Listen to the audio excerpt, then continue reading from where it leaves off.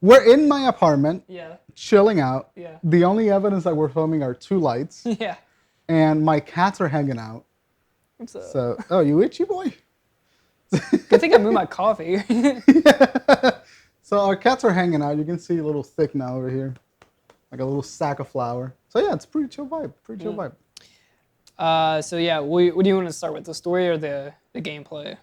Let's start with the gameplay, because the gameplay I feel is like the easiest thing to break down about right. Resident Evil 8. So, first impressions, like impressions of the gameplay. What do you think? It feels amazing. Mm-hmm. I think they really fine-tuned a lot of stuff from 7.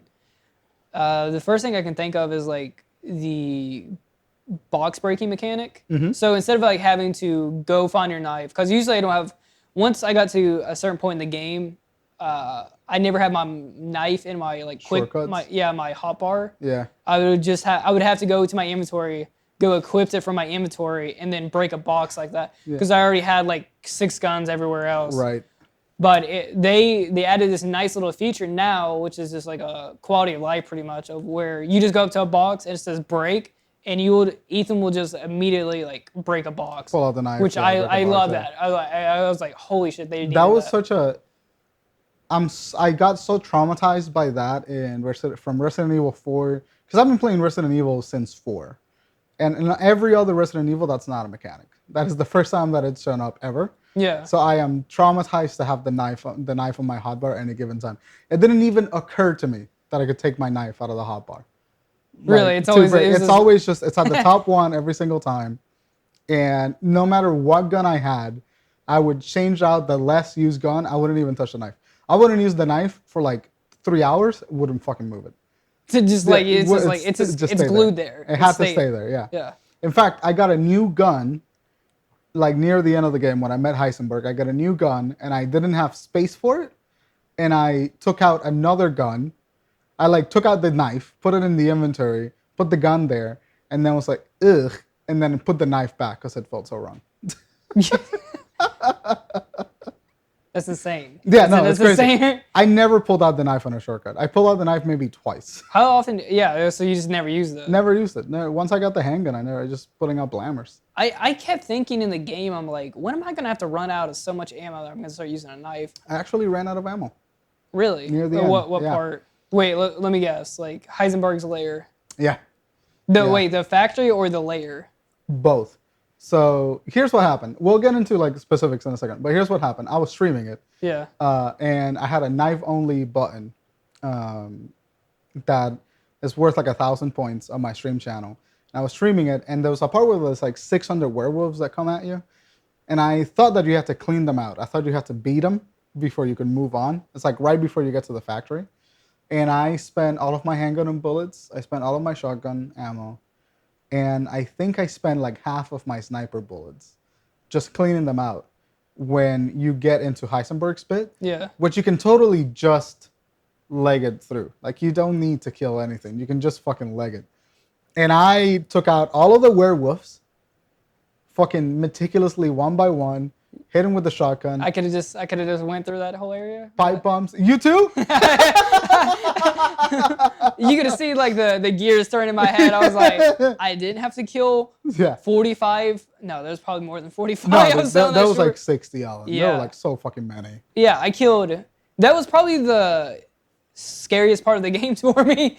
Was just like dealing with. It was the most stressful for fucking sure. And then like I was like an idiot and kept going higher and higher. What I didn't realize, that was triggering more enemies to come through. Yep. At one point, there was probably 25 werewolves, and I'm like, you gotta be fucking kidding me. And I'm like, they dart around. It's so hard to hit a headshot. Oh, yeah. But let me tell you, I went Call of Duty with that sniper. Like the sniper, I was nailing headshots like crazy. 360 no scope. I got really good at shooting because the game, I wouldn't say like the game, like I know a lot of people say the first part of the game is horror, and then the second part of the game is this action. Yeah, I disagree with that. Yeah, I disagree with that too. Yeah, I disagree with that. The game gradually slopes into action horror. Like it slopes into. It has the same ramp that Resident Evil 4. I don't know if you've played Resident Evil 4. No, I've never played Resident Evil 4. You should. It's fucking phenomenal. I think I played maybe like the the first part of where you go Like through the the village, yeah. you fight the chainsaw guy, and I think that's where I That's stopped it. at. Yeah. So Resident Evil 4 has that same ramp where it's like it starts spooky and then like you're fighting like maybe 5 or 6 enemies at a time, and then it just like gently ramps up into Well, like being insane. Resident Evil 7 was the exact same way. Yeah. They followed the exact same formula as 7 with this one. It's fucking great. But what I did like is so like when people say that the game goes from horror to action, I think they mean that it goes from suspense to fucking crazy. Because the game is very suspenseful when you begin. Like you start, you're walking through like broken houses, you're exploring, you're finding gear. Yeah, you're finding it's stuff. like a gearing. It's like you're like up. surviving. It's a survival horror at that point. But once you find, honestly, once you kill Moreau, the game just starts treating you like you're Chris Redfield, and it just goes like, here, have all of the fucking guns that you want and go crazy for once you can kind of. Moreau. I mean, I think once you got like the secondary handgun and the secondary rifle, Yeah. at that point I was like, I'm blasting through. Like I started treating like a. Well, granted, I had all the ammo in the world because I scavenged like crazy. I would clear. I think there's one house that stayed red. Could not figure. I think now that I'm thinking back on, I think it may have been glitched because I mean, top to bottom, could not figure out what to do, how to get in. Yeah, but I like that. Also, that was a really nice feature that they added was the red to blue mechanic. That's from Resident Evil 2. From the remake of Resident Evil 2. Yeah. That was in Resident Evil 2? Yeah, they added that in there. It wouldn't tell you. It wouldn't be color coded, but it would tell you if you were missing something in the area. Oh. Yeah. Oh. So it wouldn't be like it wouldn't be like blue or whatever, but it would tell you what doors were locked, and it would tell you if you had an item missing in the area. Yeah, that's what it was. But yeah, it's super nice. That's the thing about this game. Like all of the little problems or the little like gimmicks that all the other Resident Evils had are really improved here. Like Resident Evil 7 had that problem with the box, like you said, where like you had to pull out your knife and like it was kind of tedious to just like navigate and conserve ammo and all of that. I think I kept a knife on me during 7 just for that sole purpose. Just because I'm like, because there's certain parts of the game where you're constantly, there's a lot of boxes. Yeah. You're constantly having to break them open and stuff. So there was no, like, it was almost like just a chore to have to go to your inventory to get your knife. So just keep it hotbar, and then when you're into a big battle, switch it out. But switch it out, yeah. I didn't finish Resident Evil 7, not because I don't like the story, but because the combat was way too slow for me. I hated the combat in Resident Evil 7. I disagree. Yeah, I completely hated it. Loved it. I love the slow draw of it. That's not to say 8 is not good. I like 8. Yeah. I like the action pack of 8, but 7 felt really Resident Evil to me. That slow, they're coming slow. I'm trying to aim. Their heads like kind of like. What was the first Resident Evil that you played? The first one ever played? Yeah. Did you start with the remake of 2? I think the first one ever played was 5. Resident Evil 5? Okay, yeah. Cool. I think me and my friend played through the game. Gotcha. I was wondering because people that start with like Resident Evil 2 or Resident Evil the remake tend to really love Resi 7. Oh, really? And then like Resi 7's combat, because it's kind of the same combat, just translated from third person to first person. And then people like me, who started with 4, 5, and 6, kind of like the high-paced action of Resident Evil 8. But yeah, Resident Evil 7, like the enemies were just, I don't know, the fighting them was so goddamn tedious. Because you had to pop the headshot and they would weave, like you were saying. And you were just like... In 7 or 8? In 7. Yeah. In 7, they would do like one of these. Or like they would be in the target spot would be like in one spot for like maybe 3 seconds. And then it would have like a randomizer where they would drop their head or something. Hate it. I was like, and it's so much more thrilling because you're so low on ammo in that game that like that one little head bob where you miss a shot can just ruin your fucking day. And maybe even restart that entire counter because you're like, I needed that bullet to hit that headshot because I can't waste it on this other thing.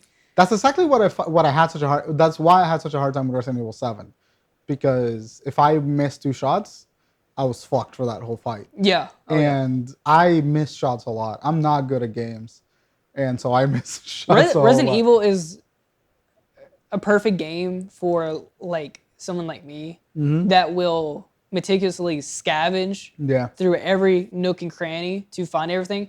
And that was like the whole point with they're not called psychedelics. They're called something else. Stimulants, The stimulants, the little yeah. pills that you would take, and they would highlight all the items in the area. Right. That is specifically for me. Like I'm that person that will go through everything, find and get literally armed to the teeth to fight something. To fight, yeah. Yeah. No. I'm the guy that runs through the map, and there's like, oh, that's the door, and there's like 3 things chasing me, and I'm like, fuck that, I'm not dealing with that. I can bullshit. do that. Yeah. I can do that, but I'm going into some random door. Yeah. I've had a couple of situations that's made me the way I am now is because, like, I'll go into a boss fight, and if you ever got into a boss fight where you're unprepared, it's the literal fucking worst.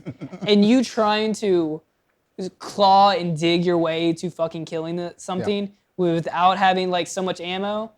No, it sucks. So that's why I spend 2 hours before I go fight a boss. See, I tell myself that I'm going to be that person. I tell myself that I'm going to be the guy that I'm going to go scour every room. I'm going to find all the handgun ammo that I can. I'm going to get this shit done. But then a zombie shows up or whatever the fuck I'm fighting shows up. And I go like, all right, I'm a bitch. I'm not going to do it. I'm going to go to here's the next room. You know what kind of psycho I am? Yeah. I'll go through it. And then I'll waste ammo looking for ammo. That's what kind of psycho I am. Until the point where I had maybe like 2 more shots than what I started out with because I had to waste it like fighting something else. Just to fight, yep. There's so much stuff that I've done like that. I think that the gameplay for Resident Evil 8, I think is way better than the gameplay in Resident Evil 7. I think the gameplay loop feels a lot more solid. Yeah. I think the bosses are a lot more interesting.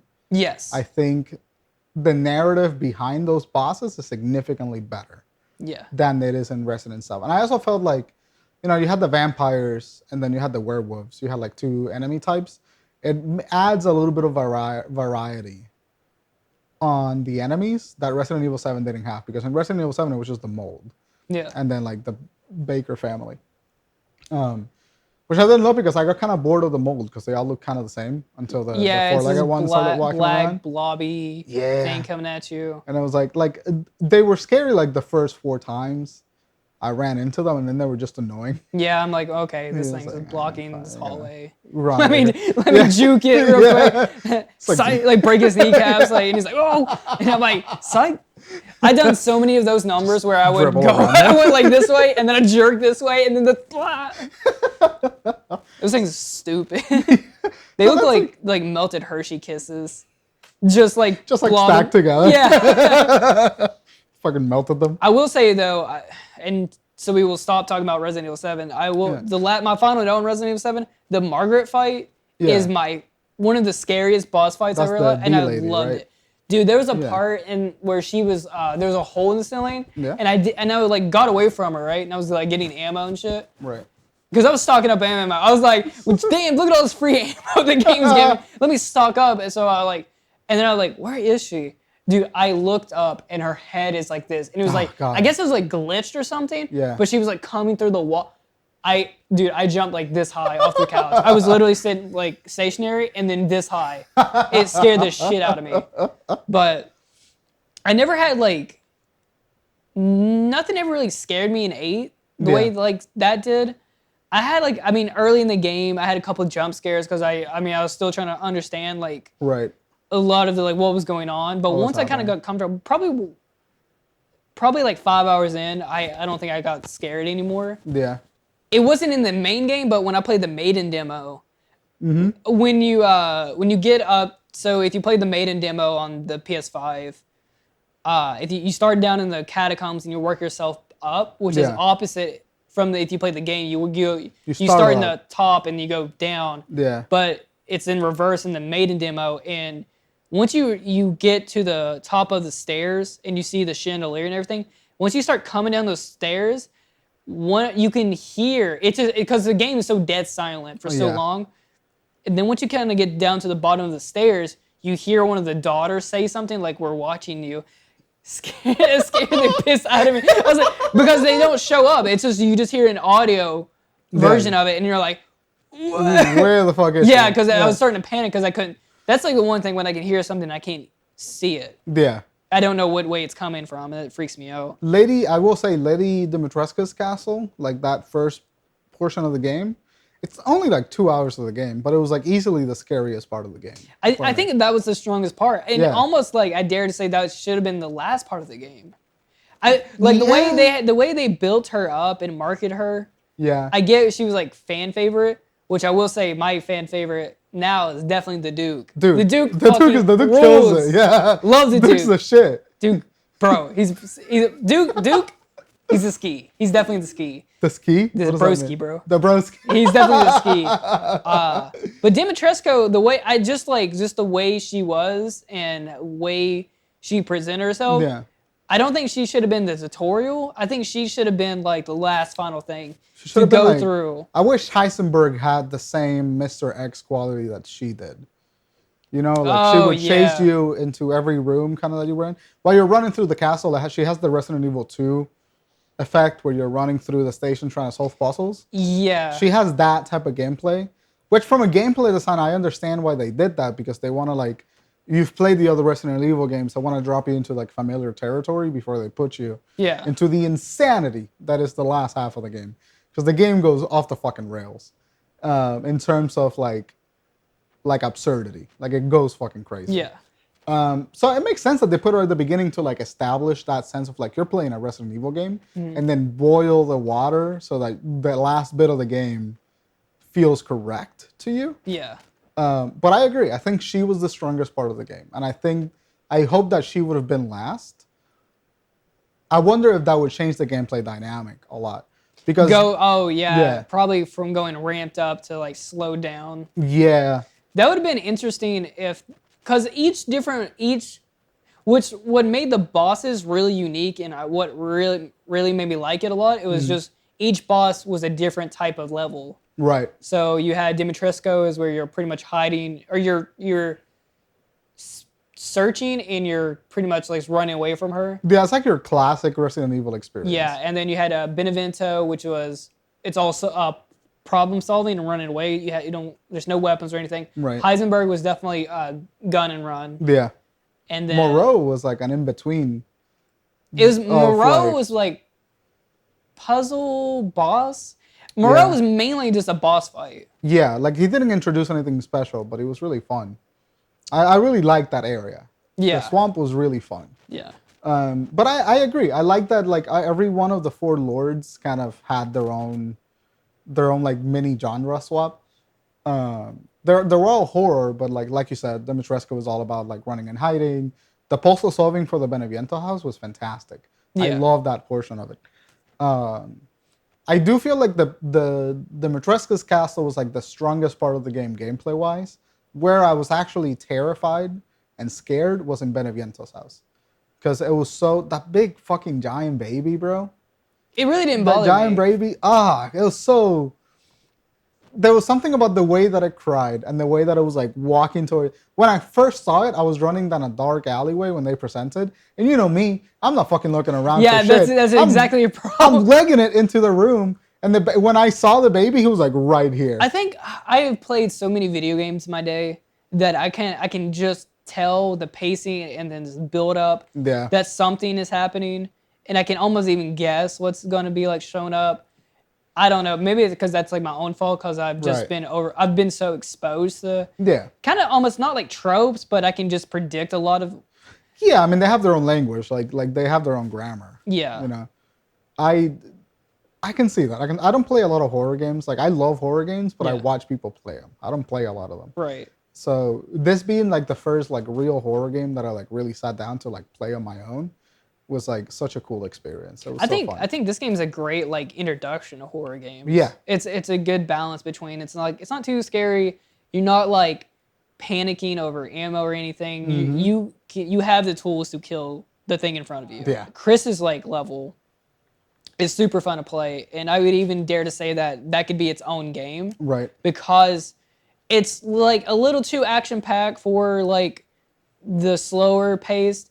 And I would say that like it's more on the, I don't know, like the 6 scale of Resident Evil games. Yeah. but it's nice. So if you ever played the Resident Evil 7's Naughty Hero DLC, it's just like that, where it's just you get a ton of ammo, and you're pretty much going to get to blow through everything and not Right. have to worry about like any, lack of ammo or anything. You literally just get to run and gun it, which is its own type of game. Yeah, I think they literally give you like 3 or 4 like supply crates with like 200 pieces of ammo. For, No, like, each weapon. Yeah, it's crazy. you'll always Yeah. have like, you have an automatic gun, you have grenades, and you'll constantly be refilled. And they'll just start waves and enemies at you. And there's that one part where you're having to fight, and there's a big open field. And it does get a little hairy where they are throwing like 20 enemies at you at once. Yeah. But you have definitely enough ammo, which that's why I say it's almost its own, it could be its own game. Yeah. Because the gunplay in Resident Evil 8 is super satisfying. Yeah.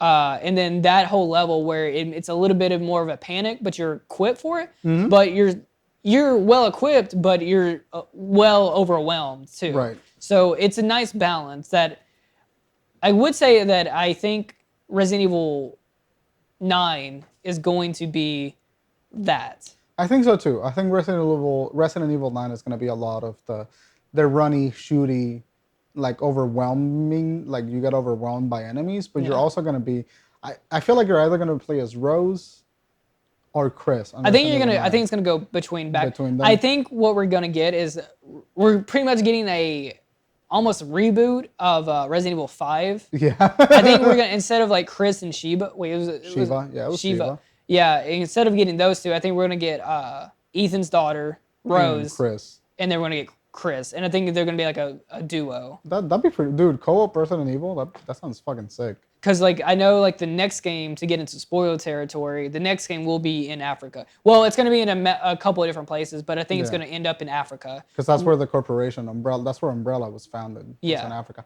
So now, okay, perfect segue. Now that we're talking about the story. Gameplay feels great. It's a fucking great game. It looks gorgeous. The story for Resident Evil 8, and I guess for Resident Evil 7 too. Like you can't talk about 8 without talking about Resident Evil 7. No, they're the same thing. Yeah. I was confused throughout a lot of Resident Evil 8's story. I know what happened in Resident Evil 7, so it's not like I didn't understand the story. But I was just confused because they throw a lot at you in a very short amount of time. You know, like Resident Evil 8 starts for like a little summary. You start out as Ethan after the events of 7. You moved into this remote European village, and your wife gets shot and killed by Chris. You get no explanation about what's happening with Chris. You don't see him again for like 4 hours. Yeah, you rarely see Chris at all. You see like evidence that he's like in the village. Like you find his stations and shit, but you like barely fucking see him. And so Chris kills your wife, kidnaps your child, and then throws you in the back of a bus. And then you wake up after something attacked the bus. And then you wake up in the village, and then you go through the whole bit of like going to Lady Dimitrescu's because that's where you think your child is.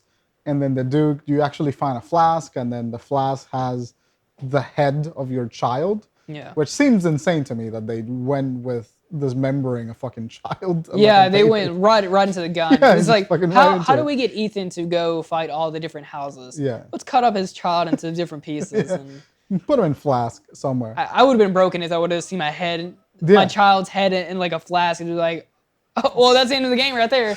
Roll credits. That's it. Rose is dead. Yeah. Good luck. But again, like you meet the Duke, and the Duke is the one that kind of like prompts you into like finding out more about what happened to Rose, and he's the one that's dropping clues that she has super powerful and like can be brought back and whatnot. Yeah. So you go through the whole bit, and then you find a piece of Rose from each one of the lords. That leads to the fight with Mother Miranda, which leads us to the ending of the story, which I think is which leads you to the ending of the story, which I think is like the best part of the game. Like the best part of the story for Resident Evil 8 happens at the last 2 hours of the game, in my opinion. Everything before that feels pretty standard. You know, like, oh, I'm gonna go rescue my child.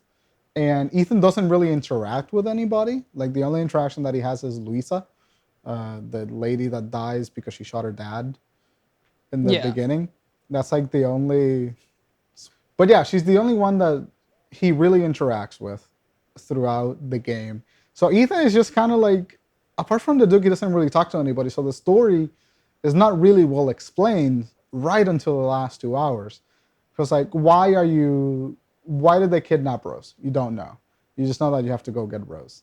Why did Chris kill Mia? You don't know. You just know that he betrayed you. And so like, but that doesn't get explained until like fucking 6 hours into the game. So like, there's not a whole lot of story from when you wake up in the snow and then you kill Heisenberg. Like, there's just not a lot there. Yeah.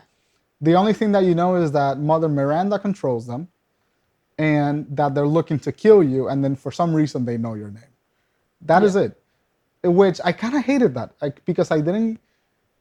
There was parts of where I was going through the game. It's just like, why are they doing this? Why do they know who I am? Why do I care? My daughter is dead. My wife is presumably dead. Just cut my losses and move to like a place in South Carolina. Just get out of there. What's the motivation behind these characters? This wasn't a whole lot for that whole beginning. So I don't actually like the story of 8 up until like 4 hours into the game. Yeah, it has like a very you have a setup, and then you kind of know your motivation, so it has like a little bit, and then you pretty much go straight. Yeah. So you go through pretty much, you get up to the point where, okay, I have to go kill 4 people, and that's a pretty big chunk of the game. Yep. And there's not a lot of story development throughout that. And then until you get to Heisenberg, which is at the the last 2 hour mark. Yeah, pretty much. So you just spent, I don't know, from maybe like 6 hours of the game of just kind of like, I got to get these flasks. Yeah. Which is a big portion. But they don't tell you why. They don't. You know that they're looking to use Rose somehow to like during a ceremony. But this is why it's so weird, because I loved every moment of the game. The gameplay was so good that it carried me through those 4 hours of like not knowing what the fuck was going on. But I wanted to know what the hell was going on. It all got so convoluted so quickly that like the Matresco is not explained. Moreau is not explained unless you find like some of the items that tell you the story of these characters. I got really into the lore of it. Yeah. Like that, like once that middle build up, I think is meant for you to like start learning about who you're fighting. Right. So I really got into like learning about Dimitrescu was she was like got Mother Miranda like I can't remember anything from it.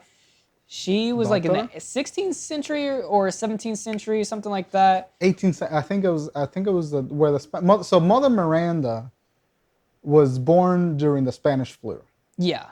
So she got infected by the Spanish flu. Her daughter did. Yes. She lost her daughter. Yeah. Evelyn. Or no, Eva. Eva. Yeah, she lost her daughter Eva to the Spanish flu. And then I had to watch a whole fucking video about this because I was like so confused the entire time. Yeah, because I didn't. I also read everything. Like while I was getting all the ammo, like I normally do, I was reading all the. Me too, but stuff. I didn't absorb all the information that I was getting from it. Maybe because I was streaming and whatnot. But like I didn't absorb all I didn't know what everything meant. I kind of got inclinations of it. So from the beginning, Mother Miranda loses her daughter. It's the 18th century. She loses her daughter to the Spanish flu. Mm-hmm. Goes to kill herself. That's right. Finds the megamycete. And the megamycete. Yeah. Every time I read that word, I'm like, how the hell am I saying megacretin? The megamycete. That changes her body completely into giving her immortality and everything, and then starts her research, which then the president of Umbrella who almost died on a hiking trip. Right. So the interesting thing about this game is that Resident Evil 8 is explaining everything that happened all the way before Resident Evil 1. Yeah. So it's all connected. It's retconning pretty much it's like rebooting almost a series. Yeah, it's just giving some clarification that was like never given back in the old games. So after Miranda gets the powers from the megamycete, she starts to do experiments on the village people that were there with the megamycete, with the mold. Yeah. And then the Umbrella president, who almost died, got saved by Miranda using the mold. And then he decided to continue her research on Africa, which is what led to the T virus in the first game. I think it's called the T virus Yeah. in the first game. But then while Miranda was doing that, she found out that if she implanted the mold in a parasite, she could insert the infection into humans' body and it would give them new powers. So that's how Yeah, the it's called like what, a Matreska, Kadu? a Kadu, yeah, or a Yeah. Kadu, Kadu. And that's what pretty much made the werewolves. pretty much made the lichens, and then it Or, yeah, also made the Matreska. So depending on like if you were a host, she was trying to find a host for her daughter, essentially. Yeah. So it's very Silent Hill, where like she's trying to bring her daughter back. Yeah. And so she starts experimenting on the village people, creates Dimitrescu, creates Moreau, creates Beneviento, and creates Heisenberg. But they're all unwilling participants. They're all just got kidnapped and then made into these creatures. And that's why Heisenberg resents her. She actually was like, if you like reading throughout all their stories, she was like slowly helping them, and they didn't realize they were gaining these powers until it was too late. Right. So like Benevento, she didn't know. Mother Miranda gave her doll, Yeah. and then she slowly started using the doll to talk more and more. Yeah. And Until then she like, implanted her own parasite into the doll. yeah, And that's how she got control of the doll that way. So she could control them at like remote distances. yeah, It's really, I gotta say, I got into the lore of it too because I was really curious about everyone's origins. My favorite part is how they explain all of these supernatural abilities with the virus and with the parasite. It's so fucking cool. yeah. Like Heisenberg can control metal because his nervous system is not supercharged. He can control magnetic fields. Yeah. And isn't that fucking cool? And I'm pretty sure he's also from like the World War II era. That's why, because like when you go to his factory, I think he was an engineer because there's a bunch of disarmed tanks and everything outside in front. So, and then and I also like how like all the families are all major places in Europe. Yeah. So like Germany, Italy, Heisenberg, Russia, Dimitrescu, Russia, Benevento is like Italian. and then Moreau, France. France, yeah. I liked so those are the kind of the bits and pieces that you can pick up while you're like playing the game. Oh, also I had my own lore going too. I had my own theories about like, so at the beginning, because like when you see the summoning station or whatever with all the four families and the giants and stuff. And the church. You have the umbrella logo in the center of it. That's actually, and I was thinking, oh, Umbrella's actually been around for like a very, very long time. Yeah. Actually, no. The president just took the logo from that, which bums me out because the people that were the castle where Heisenberg was held up in with the first like little area that he has, not his factory, but the castle. The little lair, yeah. They were like knights and shit, and they didn't know where those like four statues even came from. Oh, so wow. that has been around long before the village was even there. Right. So that's super ancient and stuff. That's why I was like super hyped myself up. I'm like, oh, like Umbrella's like this ancient like first like world thing. Right. But no. It wasn't. But they still don't know who built that. Right. It was long. It was ancient when like knights and them got there. Shit. So I think that's super fascinating, and then it has to do something with the metamycites, and then probably in the next game when we go to Africa, we're probably going to see like maybe the origin of like where all this shit started, how this came to be. What I find really interesting is that the megamycite is a completely natural thing. It just so happened to get exploited. Did you find the cave? What do you mean? So all the mold and everything. Yeah. So there's like if you take the boat, when you get to the boat, right? Yeah. The motorboat, there you can go forward up the river back to the castle. Yeah. Which is stupid. Side note, I couldn't get back in the castle to do that fucking get the crystal skull. Same. That's the only one I missed. That's the only one I didn't get, and I was trying to get all the puzzles. That's the only one that I got. But if you go all the way back, it's so you don't stop. Yeah. To go back towards the Duke, and you keep going down, you'll go to a little point of the this little bank. Yeah. You can get off, and there's a little cave you can go into, and you can see that there's some Umbrella Blue or whatever it's called. Blue Umbrella guys. Yeah, you can see that they got some equipment set up, and if you read their notes, all the mold is all connected by roots. Yeah. So there's a data center, and the data center is the big berserker thing. You'll see the roots in the darkness and stuff, Yeah. and then you see them pop out. So that is like that is where the thing is originated. Yeah. So that big like sort of unborn fetus type thing. well, which that's is- Miranda like mixed with it. It's like Miranda berserker mode. No. The big red fucking thing. Yeah. That looks like a fetus. Yeah. That's the megamycete. Yeah, that's the Megamycete. But that's not Miranda, that's just it. when Ethan blows himself up in front of it, Yeah. that's Miranda berserker mode. No, that's not. No, Miranda at that's all. because I was looking at the models, and that's Yeah? what they named it under, Miranda, because that's Berserker mode? Miranda infused with it. Oh fuck! I see. What happened is that I thought. But I that- think, the baby, the fetus thing is like what they've been worshiping anyway. Yeah. So it may like when it's this black mold, that's just a megamycete. Yeah. It's a big data center. So Right. all the mold is all connected through that one that one big is the thing. mainframe. That's like the brain. Yeah. Yeah. So it's all connected. That is where. So all the mold in Louisiana and everything, it knows Ethan through that. Oh, so that's why everybody knows his name. Yeah. That's why everybody like knows what he's about. Yeah. Because they communicate with each other. That Miranda was like, getting the information from that. But then if Ethan is the mold, because Ethan is literally mold. Yeah, which was a big twist at the. Yeah. So Ethan actually died at the Baker's house. Yeah, when you first get caught by Jack and he stomps your head in, Yeah. you died there. You die, and then they infect you with the mold in order to turn you into them. Which But you had a different reaction, and you regained all of your control. You weren't under the influence of Ethan. Wasn't under the influence of Evelyn, and he gained like super regeneration abilities, pretty much, essentially. yeah, he was like the 1 in 1 million. Yeah. Like he was the person. He was like pretty much the vessel that a lot of people had been looking for. Right, because he was the perfect host for the mold.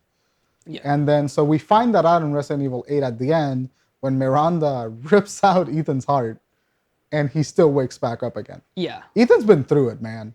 Dude, Ethan's been them through it. hands have seen miles of pain. You know what really killed me? The shot that I found was really funny is when you go through the whole dramatic bit, you kill Miranda. I know what part you. And Ethan meets up with Chris again, and Chris is like trying to carry him, and Ethan goes like, "Save Rosemary," and he fucking takes off his jacket and puts it in Chris's hands. Yeah. But he does it with his fucked up hand, so he just has three fucking fingers. And I don't know why. Like it's not supposed to be funny, but something about just like his fucked up hand, just like perfectly putting the jacket in there and grabbing the detonator, just killed me. It He was had to just like really funny to me. chopstick it. Like, Watch over her. Teach her to be strong. God damn it.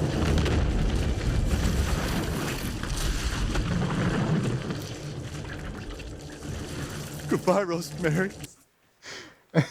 my favorite thing with the hand was like when he just kind of like picks it up, and then it's like you can just see like the nub is here and the hand's here, and he's just like like why would he think that was gonna to see what work? was And it just does, and he's like, sweet.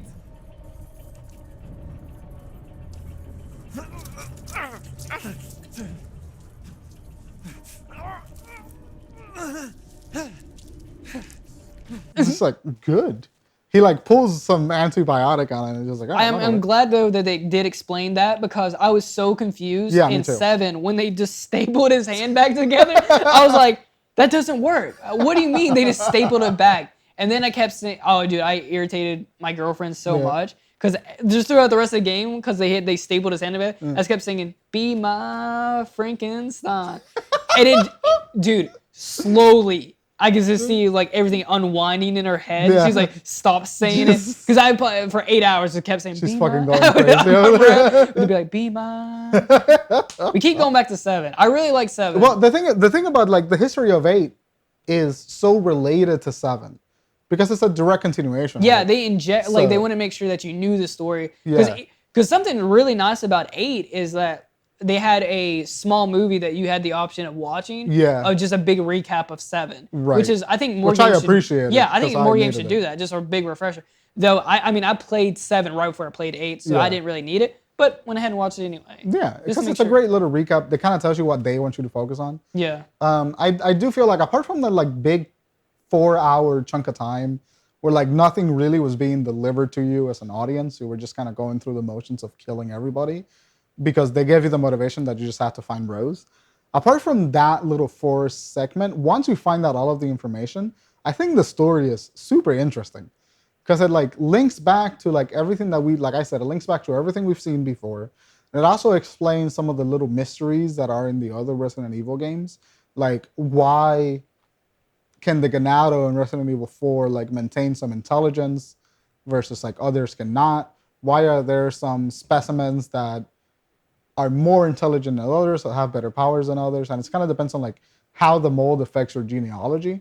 Yeah. And so like, and since every one of those viruses is based on the mold, then you're like, oh, we can finally see like a 20-year-old franchise that went off the fucking rails for like a hot minute come back together. And I think that like the fact that it could do that is like a great like celebration of like the entire franchise. Do you think this is like a soft reboot for like the game? Because No, they're not really. They're dancing in like a thin line between like maybe they can connect like the remake of 2 and 3 to Resident Evil 7. But I mean, like I don't know, cause like it just seemed like Louisiana wasn't affected, or wherever Ethan and Mia was. Mia is Umbrella Corp though. right. Well, yeah, Mia was working with an organization called The Connection. Yeah, that was. And The Connection is not Umbrella. The Connection goes above Umbrella. Yeah. So Umbrella did the virus based off of the mold, but The Connection was using the actual mold to do their experiments. So Umbrella just had like, it's like The Connections and Umbrella doing their experiments, and they're not necessarily like directly related. Like Albert Wesker had no connection to the mold; he was just related to Umbrella. Yeah. But Umbrella was based of all the research that Miranda did and all the experiments that Miranda did on the mold when Oswald Spencer created the company. Yeah. So I don't see it as Like a soft the mold, reboot. like, yeah, like the mold is like this. This is why they can use the mold as a. This is why I say it's a soft reboot because the mold is the origin, pretty much for everything that's that happening. happened. Yeah. It's something not man-made. It's something organic from the Right. earth. But I don't see it as a soft reboot because they're not changing anything about the universe. 'Cause Yeah. they're really not. Well, they're just- also not acknowledging prior because the years like 2008 or 2018 or 19 Yeah. now. See, no, but I think that they are. I think that I think the mold is just connective tissue throughout the franchise. Yeah. You know, and I think that what's gonna happen is that in 9 potentially, or maybe even like 10 if there's another game after 9, after this trilogy's over, maybe we have some more entries into the series. What I think is gonna happen is that they're gonna use the mold to kind of wrap up the franchise. You know?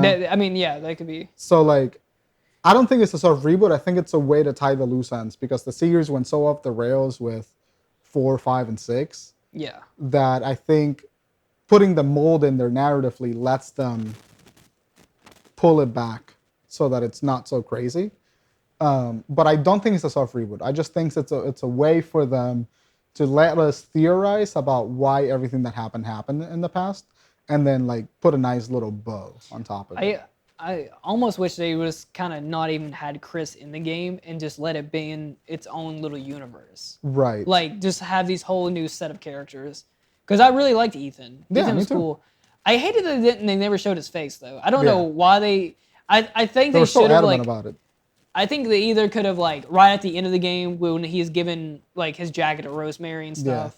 They could have showed his face then, or maybe they had it like his because he was like dissolving from the mold. Yeah. They could at least like shown his eye. Yeah. And just like had his rest of his face like dripping away. Can I be honest with you? This is gonna sound very weird. The entire time I was picturing Ethan's face, I legitimately, and this is being 100% honest, legitimately just saw your face on top of Ethan. It's just like the hair was the same, the face structure was almost the same. Every time I looked at Ethan's face, I This is saw you. me. I saw you. Yeah. Does any of my hands get cut off? Well, that's cool, I guess. So you're Ethan in my head. Awesome. Yeah. Don't come back and give my hands. Give me them hands. So I think that like in terms of story, Resident Evil 8 didn't add a whole lot to the franchise. It actually didn't have that much of a story to tell. It was just for me. It was a narrative. It was like a way It almost, to tie I mean, it back. is double back to 7. Yeah, Pretty much. Yeah, It just gave answers to 7. yeah, pretty much. And then just it pretty much double backed Supercharged 7 story. Yeah. So give you all the answers that you were probably questioning about 7. And then gave a little bit of origin for the mold. Mm-hmm. And then gave you a little bit of an edge towards 9. Yeah, and it was also the perfect wrap up to Ethan as a character. Yeah. You know, like They even had at the end of it, like the father story is now done. Yeah, I really liked that Ethan had 2 games, and he was like a continuing character in those 2 games, and that they were connected. Because I don't look at the story for Resident Evil 7 and 8 as 2 games. I really look at it as one game. Yeah. I look at it as one narrative. And I think they wrapped it up really nicely because if they think if they would have did a 3rd game where Ethan has to go through some more shit, even because I really like how they acknowledge like when he gets like the truck flipped over and starts seeing the lichens. When he starts seeing the lichens, he's like, "Why's this shit always happening to me? What's happening?" Which it makes perfect sense now that he's like he is the mold, so this is why he keeps getting attacked. He just keeps getting attracted to these situations because of it. I really think that everything that they did on 8 story-wise was deliciously wrapped up. It wrapped the story so well from 7. Hey, Minus. It wrapped the story so well from 7.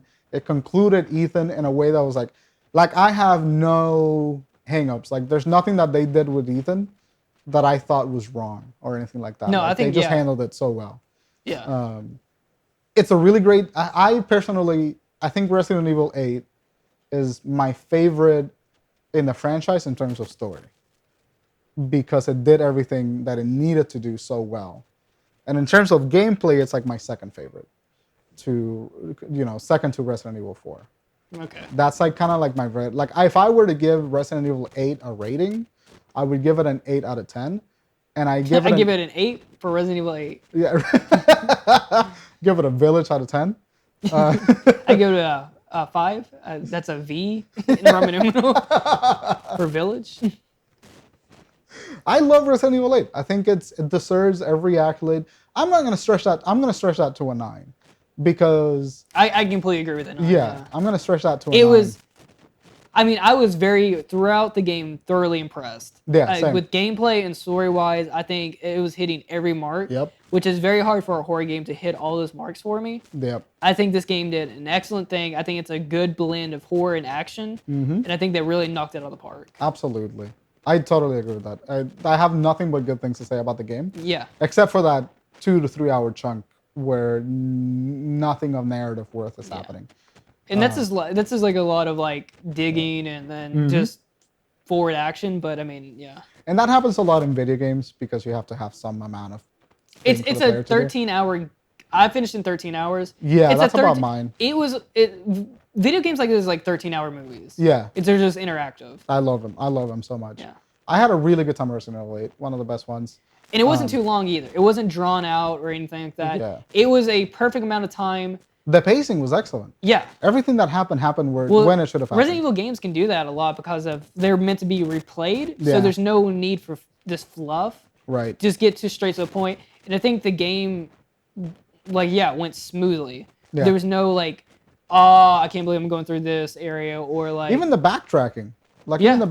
Even when you go back through areas that you've been to, it doesn't, not that it feels like a new area, but it feels like you're supposed to go there. Yeah. Which is really impressive because I hate that about Resident Evil 2. That was they would even change different stuff when you backtrack. Oh yeah, yeah. That's right. Like the one thing that did throw me out, and this will be like probably my last thought on the game. Yeah. Was after you just defeat or when you have to go defeat or when you kill Moreau, and then you're going to go fight Heisenberg.